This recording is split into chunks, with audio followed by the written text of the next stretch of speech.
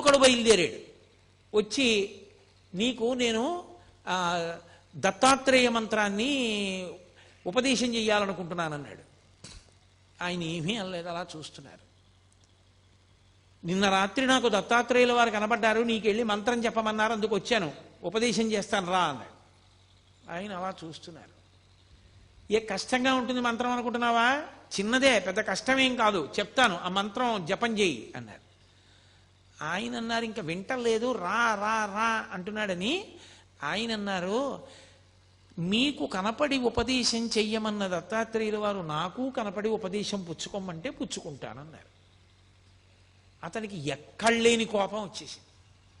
అంటే నేను దత్తాత్రేయుల వారు చెప్పకుండా వచ్చాను అనుకుంటున్నావా? చేయించుకుంటావా చేయించుకోవా ఉపదేశం అన్నాడు. ఆయన ఏమీ మాట్లాడలేదు.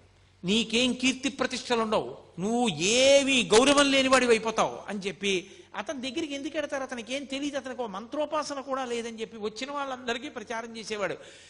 సూర్యబింబానికి ఒక అరిచెయ్యి అడ్డు పెడితే దాని యొక్క తేజస్సుని ఆపగలమా? ఆయన అన్నిటినీ దాటిపోయిన మహానుభావుడు. మంత్రోపాసన ఎవరు తీసుకుంటారు?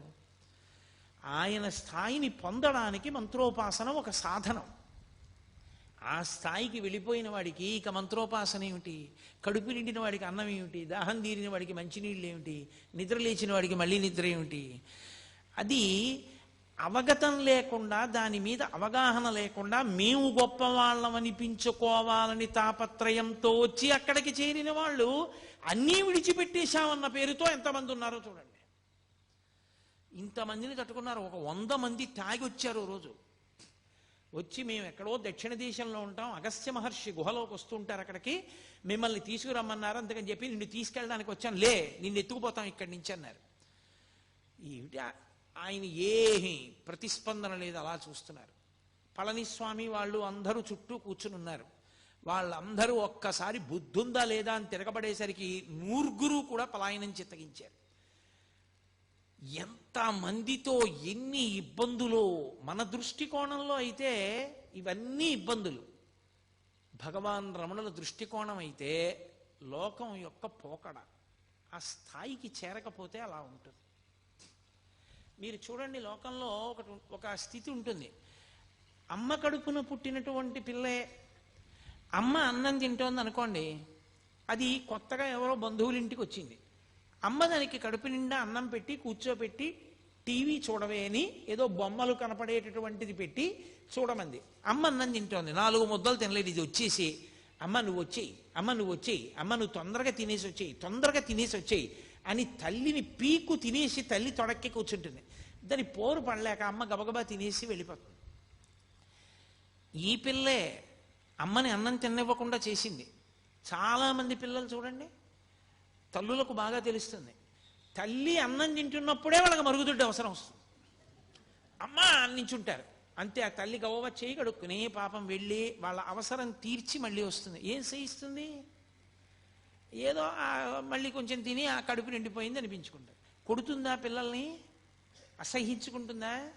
ఏంట్రా ఇంత యుక్తాయుక్త విచక్షణ లేకుండా ఈ పిల్లలు ఎప్పటికి పెద్దవాళ్ళు అవుతారా? ఏంట్రా అన్నం కూడా తిన్నవారు, దిక్కుమాల సంతానం సంతానం సంతానం అని ఏడిచానంటుందా?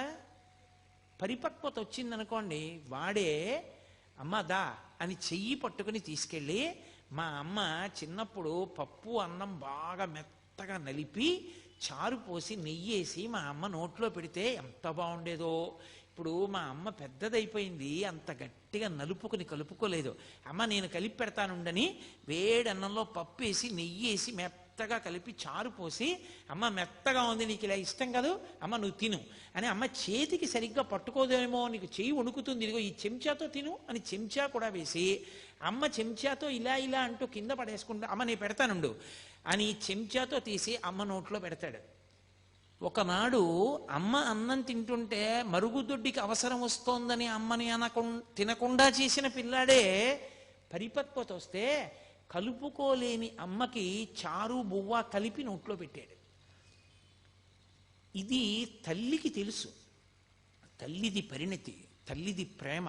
ఆ ప్రేమ చేత క్షమిస్తుంది తప్ప మనమందరం అంటాం నా కూతురి మీద నాకు ప్రేమ, అందుకని ఏమే సమయానికి అంటారు మీరు దాన్ని అన్నం తిన్నవరా ఏమి అంటే నా కూతురి మీద నాకు ప్రేమ. నాన్నగారండి దాన్ని ఏమనకండి పర్వాలేదు నేను మళ్ళీ తింటాను కదా అంటుంది. కానీ నేను ఎక్కువ దెబ్బలాడాను అనుకోండి, నా మనవన్నో మనవరాలనో నా కూతురు తట్టుకోలేదు. అంటే నాకు మనవలు ఉన్నారనుకుంటున్నారేమో, లోకం పోకడ చూసి నేను నా తాతగా నా స్థానాన్ని నేను ఊహ చేస్తుంటాను. నేను తొందరపడకూడదు సుమా, ఇలా ఉంటుంది తల్లి స్థానం అని. కాబట్టి తల్లి ప్రేమ ఉంది కాబట్టి కదా వాడు పరిపక్వత పొందాడు. తల్లికి ఆ ప్రేమ లేదనుకోండి, అన్నం తినే వేళటికే పిలుస్తావురా అని చెప్పి రోజూ కొట్టేసింది అనుకోండి వాడిని, వాడు ఏమైపోయి ఉండేవాడు? వాడు జ్ఞాని లక్షణం పరిపక్వత లేని పిల్లల వంక చూసినటువంటి కన్న తల్లిని చూసినట్టు చూస్తారు తప్ప కష్టాన్ని భరించిన వాళ్ళలా వాళ్ళు చూడరు. వీడు ఇలా ప్రవర్తించాడు, నేను ఎలాగో అలా భరించానని వాళ్ళు అనుకోరు. పరిపక్వత పొందలేదు, ఆ స్థాయి రాలేదు. పరమేశ్వరుడు అనుగ్రహించాలి. ఇటువంటి వ్యగ్రతలకి ద్వంద్వములకు లోను కాకుండుగాక, ప్రశాంతముగా ఉండుగాక అని నేను ఇందాక చెప్పానే. సినిమా చూస్తూ మనం పోలీస్ స్టేషన్కి ఎలా వెళ్ళాము అలా చూస్తూ ఉంటారు వాళ్ళు. అది అలా ప్రతిస్పందన లేకుండా పరిపూర్ణ ప్రేమతో అపరాధాలని మన్నించేస్తారు. కాబట్టే మళ్ళీ ఎప్పుడూ ఎక్కడా దాని గురించి చెప్పరు.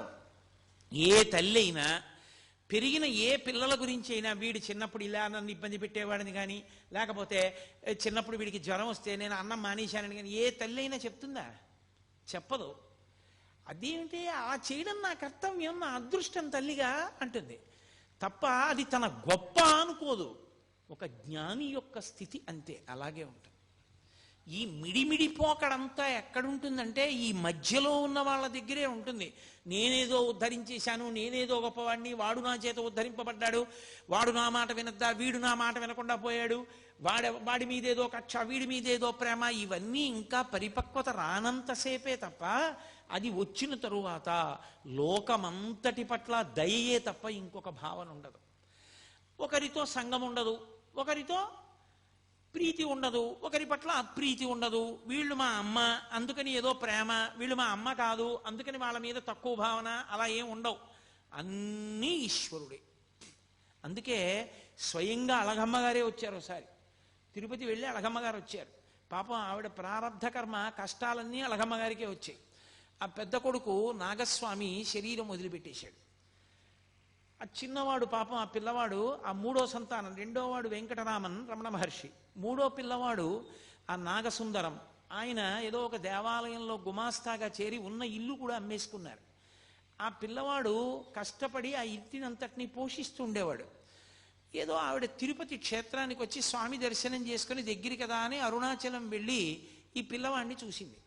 చూసి ఎంతో ఏడిచింది. మొట్టమొదటిసారి వెళ్ళినప్పుడు ఎంత ఏడ్చిందో 2 రోజులు కొడుకుని వచ్చి. మన చిత్రం ఏమిటో తెలుసా?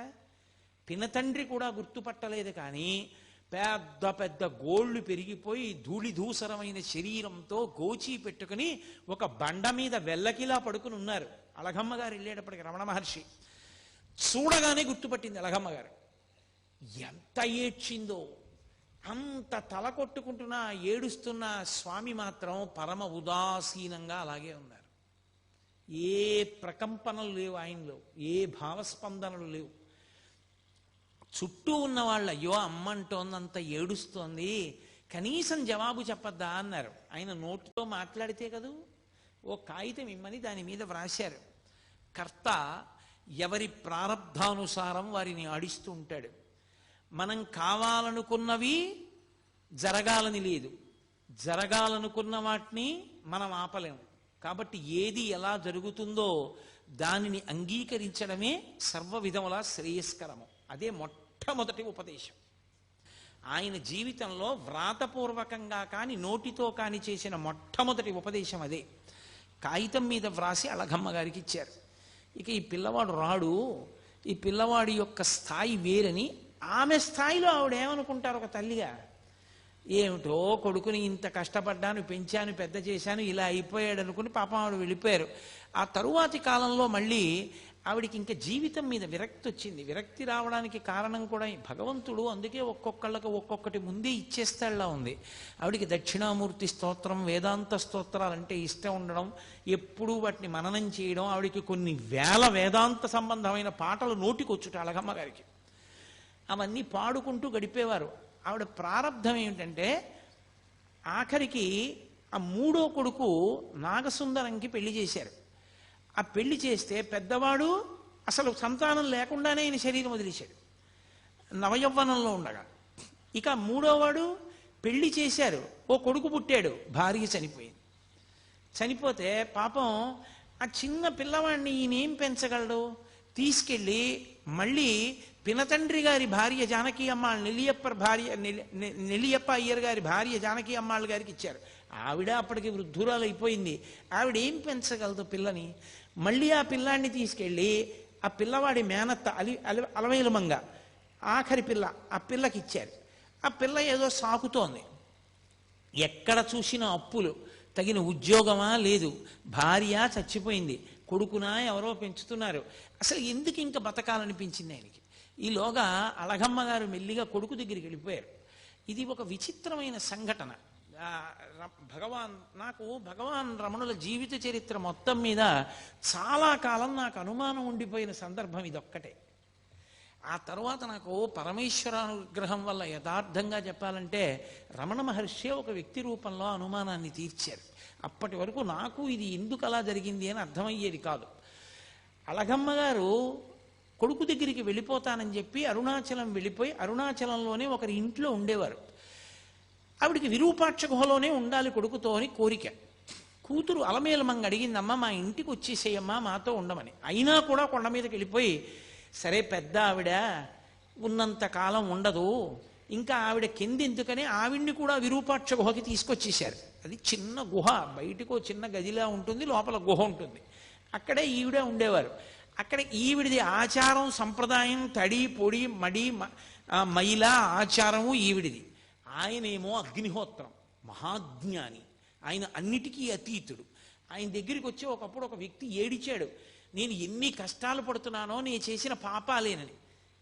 ఆఖరికి విని విని విని విని విని ఎప్పుడూ మాట్లాడని భగవాన్ రమణులు అన్నారు, అన్ని పాపాలున్నాయా నిన్ను బాధపెట్టడానికి అన్నారు. చాలా పాపం చేసేసానన్నాడు. నాకు ఇచ్చేస్తావా, పుచ్చేసుకుంటానో, అప్పుడు నీకు శాంతమా అన్నారు. ఇచ్చేస్తాను, పుచ్చేసుకుంటారా అన్నాడు. ఇచ్చేసేయి అన్నాడు. అయితే నీళ్లు పోసి ధార పోసి నేను పుచ్చేసుకుంటాను ఆ పాపాలన్నారు. ఆయన చేతులు చాపారు, అతను నీళ్లతో ధార పోసేశాడు. నా పాపాలన్నీ నీకు ఇచ్చేస్తున్నాను. ఆయన పుచ్చేసుకున్నారు. పుచ్చేసుకుంటే ఏమైనా అయిపోయిందా? ఇప్పుడు ఆయన్ని పాపాలు బాధిస్తాయని మీరు అనుకుంటున్నారా? ఒక్క విషయం గుర్తుపెట్టుకోవాలి. ఒక కొవ్వొత్తి వెలుగుతోందనుకోండి, దాని మీద నేను నీటి బుట్టు వేశాననుకోండి, కొవ్వొత్తి నిధనమైపోతుంది. పొయ్యి వెలుగుతోందనుకోండి, నేను చారెడు నీళ్లు తీసి ఇలా అన్నాను అనుకోండి, మంట నిధనం అవుతుంది. ఒక ఇల్లు కాలిపోతోందనుకోండి, పునః అమంగళకరమైన మాట ఎందుకు, అరణ్యంలో దావానలం వ్యాప్తి చెందిందనుకోండి, పెద్ద మంట, అరణ్యం కాలిపోతోంది అనుకోండి, నేను వెళ్ళి చారెడు నీళ్లు తీసి చల్లాను అనుకోండి, మంట ఏమైనా నిధనం అవుతుందా? ఈ నీళ్లు కాలిపోతాయి. నీరు నిప్పు నార్పాలి, కానీ అంత మంటలో చారెడు నీళ్లు పడితే మరిగి ఆవిరైపోతాయి, కాలిపోతాయి అవి. ఆర్పవలసిన నీరు కాలిపోయింది మంటలో. ఎందుకని? మంట పెద్దది, నీరు తక్కువ. రగిలిపోతున్న జ్ఞానాగ్ని పరమేశ్వర స్వరూపం అది. అది పాపాలు పుచ్చుకుంటే మాత్రం దాన్ని ఏమైనా చేస్తాయా? దగ్ధమైపోతాయి అంతే. ఇంకొకరికి శాంతినివ్వడానికి పాపాలు పుచ్చేసుకున్నారంతే మహానుభావులు. అంతటి ద్వంద్వాతీత స్థితి. రమణుల పేరు చెప్తే చాలు గురువుల యొక్క అనుగ్రహం కలుగుతుంది, అరుణాచలేశ్వరుడి యొక్క అనుగ్రహం కలుగుతుంది. సాక్షాత్ సుబ్రహ్మణ్యావతారం. అంతటి మహానుభావుడు గుహలో కూర్చునుండగా కావ్యకంఠ గణపతి ముని ఒక్కరే ఉన్నారు. ఒక్కరే ఉండగా 6 జ్యోతులు ఆయన యొక్క తలని నుదిటిని తాకి ఆయనలో లీనమైపోవడం చూసి ఒళ్ళు గగుర్పొడిచింది కావ్యకంఠ గణపతి మునికి. 6 జ్యోతులు ఆయన నుదురిని తాకి ఐక్యం అయ్యాయంటే ఇది షణ్ముఖ స్వరూపం, సుబ్రహ్మణ్య స్వరూపం అని నిర్ధారించారు. అళగమ్మ గారికి పాపం మడి మైల, ఆవిడ తాపత్రయం ఆవిడిది, ఆవిడ ఆచారం ఆవిడది. అది తప్పు అని మాత్రం అనకూడదు సుమండి. నేను మీతో తరచుగా మనవి చేస్తున్నాను, జ్ఞానికి ఇవేం ఉండవు. జ్ఞాని వీటన్నింటికన్నా అతీతమైన స్థాయిలో ఉంటాడు, ఏ ప్రతిస్పందన ఉండదు. కానీ రమణ భగవానుల్ని చూసి మీరు కూడా అంటే మనం కూడా అలా ఉందాం అనుకుంటే తప్పు. ఆ స్థాయికి చేరకుండా అలా చేయకూడదు, చాలా పొరపాటు, అలా ఉండకూడదు. ఆవిడ ఉల్లిపాయ వేనిచ్చేవారు కాదు, ఉల్లిపాయ వేయకండి, ఉల్లిపాయ వేయకండి, ఉల్లిపాయ తినకూడదు అనేవారు. ములక్కాడ పట్టుకొస్తే ములక్కాడ వేయనిచ్చేవారు కాదు. భిక్షాన్నం ఏమిటని ఆవిడే పొయ్యి పెట్టుకుని వండుకుంటూ ఉండేవారు. నేను పెట్టుకుంటాను కొడుకు అంటుండేవారు. రమణులు ఆవిడ్ని చూసి పరిహాసం ఆడేవారు.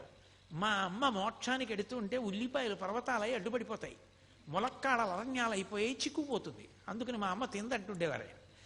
ఆవిడ నేను అమ్మని కాబట్టి నేను పెడితే తినాలి, నాతో మాట్లాడాలనేది. ఆయన అనేవారు, ఎవరు అమ్మ, నాకు అందరు అమ్మలే తప్ప నువ్వు ఒక్కదానివే నాకు అమ్మవి కావు, నాకు లోకమంతా తల్లులే అనేవారు. ఆయన దృష్టికోణం అది. అలా రమణుల గురించి చదివి నేను అనకూడదు, నేను మా అమ్మని గౌరవించాలి, మా అమ్మకి నమస్కారం చేయాలి. అవునమ్మా నువ్వు నా తల్లి అనాలి. నేను ఇంకా రమణుల స్థాయికి పొందలా. రమణుల స్థాయిని పొందిన నాడు నేను అలా మాట్లాడాలని ప్రయత్నం చేయక్కర్లా, ఆ మాట అప్పుడు అదే వస్తుంది. అంతేకాని జ్ఞానిని చూసి ఎన్నడూ అనుకరించరాదు, రమణులు అన్నారు కదా అని అనే ప్రయత్నం చేయకూడదు. అది చాలా పొరపాటు. ఇవాళ చాలా చోట్ల చాలా మంది చేసే పెద్ద పొరపాటు అక్కడే చేస్తారు. అలా చేయకూడదు. జ్ఞానిని అనుకరిస్తే భంగపాటు పొందుతారు. ఎందుకో తెలుసా, మీ అనుష్ఠానం పోతుంది. జ్ఞాని కాకుండా జ్ఞానిలా ప్రవర్తిస్తే పరమ ప్రమాదం. ఏది, రమణులు అన్నారు, నువ్వు అన్నావు తల్లిని, రమణులు భిక్షాన్నం తింటారు, నువ్వు తింటావా? రమణులని జటాస్వామి ఆ తర్వాత బాలానంద స్వామి అలా ప్రవర్తించిన ఆయన అలా ఉండగలరు, నువ్వు ఉండగలవా? ఉండగలిగితే అలా కూడాను. జ్ఞాని స్థితిని చూసి జ్ఞాని ఎలా ఉన్నాడో అలా నువ్వు ఉండే ప్రయత్నం చేస్తే చాలా ప్రమాదం వస్తుంది. అలా ఎప్పుడూ చేయకూడదు. ఆచారకాండ ఆచారకాండే. రమణులు అలా అన్నారు అంటే అది ఆయన స్థాయి. అటువంటి భగవానుల దగ్గరికి ఒకప్పుడు కావ్యకంఠ గణపతి ముని వచ్చారు. కావ్యకంఠ గణపతి ముని విఘ్నేశ్వరుడి యొక్క అనుగ్రహం చేత జన్మించిన కారణజన్ముడు, మహావిద్వాంసుడు. ఆయన అపారమైనటువంటి శిష్యులు ఆయనకి. ఆయన ఒకసారి రమణుల దగ్గరికి వచ్చారు. వచ్చి తపస్సనగా ఏమి అని అడిగారు. నాకు నిజంగా తెలుసుకోవాలనుంది, మంత్రజపంతో తపస్సుని పొందాలి అంటే ఏం చెయ్యాలి, జపంలో ఏది తపస్సు అని అడిగారు. అంతటి మహావిద్వాంసు రమణ మహర్షి అన్నారు, నోరు విప్పి మాట్లాడారు. మంత్రజపం చేసినప్పుడు ఆ మంత్రం యొక్క స్వరం ఎక్కడ నుంచి బయటికి వస్తోందో ఆ మూలస్థానంలోకి లయమైపోవడమే జపం. మాట మాట్లాడుతున్నప్పుడు ఆ మాటలన్నీ ఎక్కడ ఉత్పత్తి అవుతున్నాయో ఆ ఉత్పత్తి అవుతున్న స్థానంలోకి లయమైపోవడమే తపస్సు. దీనికే తపస్సు అంటారన్నారు. అనగానే వెంటనే సంస్కృతంలో రమణ పంచకం చదివారు కావ్యకంఠ గణపతి ముని. చదివి, మహానుభావ, ఎన్నో గ్రంథాలు చదివాను కానీ ఇలా చెప్పిన వాణ్ణి నేను చూడలేదు. వెంకటరామన్ వెంకటరామన్ అని పిలుస్తున్నారు, కాదు, ఈయనకి నేను సరి అయిన పేరు ఇప్పుడు నేను ఉంచుతున్నాను. ఇక ఇవాళ నుంచి ఇన్ని అందరూ రమణ మహర్షి అని పిలవండి. ఈయన రమణ, లోకములను రమింపచేస్తారు కాబట్టి మహర్షి. ఎందుకు మహర్షి అంటున్నానంటే, ఊర్ధ్వరేతస్కుడై, శాపానుగ్రహ సమర్థుడై, ఇంద్రియములను గెలిచినటువంటి వాడై, పరమేశ్వర తత్వాన్ని జీర్ణం చేసుకున్నవాడై, బ్రహ్మమును తెలుసుకొని బ్రహ్మముగా నిలబడినవాడు కాబట్టి త్రికాల వేది కనుక ఇన్ని మహర్షి అని పిలుస్తున్నాను. భగ, అది ఉన్నవాడు భగవానుడు, పరమేశ్వరుడు అని పిలుస్తాం. భగము అంటే 6 ఉండాలి. ఆ 6 ఐశ్వర్యము, సమగ్రత్వము, ధర్మము, యశస్సు, శ్రియము, జ్ఞానము, వైరాగ్యము. ఈ 7 ఉంటే భగవంతుడు అని పిలుస్తారు. ఈ 7 పుష్కలంగా ఆయన యందు ఉన్నాయి. అపారమైన తపస్సు చేత మహర్షి అయి ఈ 7టిని పరమేశ్వరుడితో సమానంగా పొందారు కనుక ఇక నుండి వీరిని భగవాన్ రమణ మహర్షి అని పిలవండి అన్నారు. కావ్యకంఠ గణపతి ముని పెట్టినటువంటి పేరే భగవాన్ రమణ మహర్షి అన్న పేరు తరువాతి కాలంలో లోకంలో ప్రచారమైంది. అటువంటి రమణులు అరుణాచల పర్వతం మీద తిరుగుతుండగా వారికి కేవలం మనుష్యులతోటి సంబంధం కాదు, మీరు తపోనిష్టాగరిష్ఠులైనటువంటి వారు ఉన్న ప్రదేశాలని పరిశీలనం చేస్తే అక్కడ వారి తపస్సు యొక్క ప్రకంపనల చేత, తప ప్రభావం చేత సమస్త జీవులు వాటి మధ్య ఉన్న వైరాన్ని మరిచిపోతాయి. మరిచిపోయి ఏది దేన్ని చెనకదు. ఆయన స్కందాశ్రమానికి వెళ్ళారు. శిష్యులందరూ కలిసి ఆ పైన నీటి కయ్య, మామిడి చెట్లు అవి ఉన్నాయని అక్కడ చదును చేసి ఓ 2 గదులు, ఆయన ధ్యానం చేసుకోవడానికి పర్వత గుహలా ఉండేటటువంటి ఓ గదిని నిర్మాణం చేశారు. నిర్మాణం చేసి ఆయన సుబ్రహ్మణ్యావతారం అని స్కందాశ్రమము అని పేరు పెట్టారు. ఇప్పటికీ చూడొచ్చు, అరుణాచల పర్వతం ఎక్కి చూడొచ్చు స్కందాశ్రమాన్ని. ఆ స్కందాశ్రమంలో ఆయన ఉండే రోజుల్లో ఒక పెద్ద పాము ఒకటి వెడుతోంది. అందరూ భయపడేవారు. ఆయన దాన్ని తేరిపారి చూస్తున్నారు. అది ముందు నడుస్తోంది, రమణులు వెనకాతల నడుస్తున్నారు. కావాలని కాదు, ఆయన మానాన ఆయన వెడుతున్నారు, అది ముందు వెడుతోంది. అది ఒక 2 రాళ్ల మధ్యలోకి వెళ్ళింది. వెళ్ళి కొంచెం ఇరుకున పడినట్టు అనిపించింది దానికి. ఆయన వెనకనే నడుస్తూ దగ్గరగా వచ్చారు. అదొక్కసారి తలెత్తి పడగ విప్పింది. ఆయన దాని కళ్ళల్లోకి అలా చూశారు. అది పడగ వాల్చేసి ఆయన పాదాల దగ్గరికి వచ్చింది. అది అప్పటి నుంచి రమణ మహర్షి శరీరం మీద ఎక్కి తిరిగే ప్రయత్నం చేస్తుండేది. అది ఆయన కాళ్ళు పట్టుకొని కాళ్ళు ఎక్కాలని చూసేది. ఏది? ఒక భయంకరమైన సర్పం. ఆయన దగ్గరకు వస్తే సమస్త ప్రాణులు శాంతి పొందేవి. ఆయన సోఫాలో కూర్చుని ఉండగా ఒక ఆయన 2 చిరుతపులి పిల్లల్ని తీసుకొచ్చాడు. అవి అకస్మాత్తుగా ఎగిరి సోఫా మీదకి ఎక్కితే 2 చిరుతపులి పిల్లలు ఏమవుతాయో అనుకున్నారు. ఆయన రెండిటిని దగ్గరికి తీసుకుని 2 చిరుతపులి పిల్లల మీద చేతులు వేశారు. అవి పిల్లి పిల్లల్లా కళ్ళు మూసుకుని ఆయన తొడ మీద తలలు పెట్టుకు పడుకున్నాయి. దాన్ని ఫోటోలు కూడా తీశారు కొంతమంది ఆ కాలంలో. అవి చాలా అలభ్యం, చాలా కష్టం మీద దొరుకుతాయంటారు. అలాగే కోతులలో తెగలు ఉంటాయి. ఒక తెగకి ఇంకొక తెగకి పడదు. 2 తెగలు దెబ్బలాడుకునేవి. దెబ్బలాడుకుని విపరీతంగా కొట్టుకునేవి. కోతికి కృతజ్ఞత ఎక్కువ. కోతి కృతజ్ఞత ప్రకటించదు. అది దాని లక్షణం. దాని లక్షణాల్లో ఒకటి కోతికి. అది 2 తెగలు దెబ్బలాడుకుని రమణులు విరూపాక్ష గుహ బయట ఉండగా వచ్చేవి. వచ్చి చెట్ల మీద కూర్చుని ఇటువైపు కొన్ని వేల కోతులు, అటు కొన్ని వేల కోతులు కూర్చుని కిచకిచలాడుతూ దీని రాజు దాని రాజు పరస్పరం చాడీలు చెప్పుకునేవి. ఇటు తిప్పి వినేవారు, ఇటు తిప్పి వినేవారు. ఆఖరికి మీరు ఇలా దెబ్బలాడుకోకూడదు, మీ తప్పే, క్షమార్పణ చెప్పు, వెళ్ళిపోండి అంటే అది కిచకిచలాడి వెళ్ళిపోయేది. ఆయనకి ఎలా అర్థమయ్యేది? కోతి కిచకిచలాడితే ఆయనకి ఎలా తెలుసు? అన్ని వేల కోతులు తీర్పుగా ఆయన దగ్గరికి ఎందుకు వస్తాయి? అంటే మనిషి యొక్క మనసులో ఉన్న భావాలు అర్థం చేసుకోవడానికి భాష ఏమో కానీ ఆ మనసు కూడా భావాన్ని ఏ ఆత్మ ప్రకాశం వల్ల పొందుతుందో ఆ ఆత్మగా నిలబడగలిగిన వాడికి ఎదుటి ఆత్మలోని భావనలు ఎందుకు తెలుసుకోలేడు? అందుకని ఆయనకి ఇంకా భాషతో సంబంధం ఉండేది కాదు. ఒకప్పుడు ఆయన ఆశ్రమంలో ఉన్నప్పుడు నేపాల్ దేశం నుంచి ఒక ఆ రాజుగారి యొక్క సామంతరాజు వచ్చాడు. వచ్చి నేను రమణ మహర్షితో మాట్లాడాలన్నాడు. నీకు తమిళం వచ్చా అన్నారు. తమిళం రాదు, గోర్ఖా భాష మాట్లాడతాడు ఆయన. గోర్ఖా భాష మహర్షికి రాదన్నారు. నేను మాట్లాడతానన్నాడు. రమణ మహర్షి వచ్చి సోఫాలో కూర్చున్నారు. ఈయన వెళ్ళి గోర్ఖా భాషలో ఏవేవేవో అడిగాడు. ఆయన కళ్ళల్లోకి అలా చూశారు ఒక్క 5 నిమిషాలు. మహానుభావ, చాలా సంతోషం, నాకు అంతా అర్థమైపోయింది, వెళ్ళిపోయాడు. వెళ్ళిపోయి వాళ్ళ రాజుగారికి చెప్పాడు. వాళ్ళ రాజుగారు వచ్చి వీడికి అన్నీ అర్థమైపోయాడు, మీరు చెప్పినవన్నీ గూర్ఖా భాషలో ఈయనకి చెప్పినవన్నీ మాకు చెప్పాడని చెప్తుంటే హాల్లో ఉన్న వాళ్ళందరూ నవ్వారు. రమణ మహర్షి గూర్ఖా భాషలో ఇవన్నీ చెప్పడం ఏమిటని. ఆయన చూశారంతే అర్థమైపోయేది. అటువంటి మహాజ్ఞాని, పరమేశ్వర స్థాయిని పొందినటువంటి మహానుభావుడు, పరమేశ్వరుడైనటువంటి స్థితి అయింది. సర్వం శ్రీ ఉమామహేశ్వర పరబ్రహ్మార్పణమస్తు. స్వస్తి.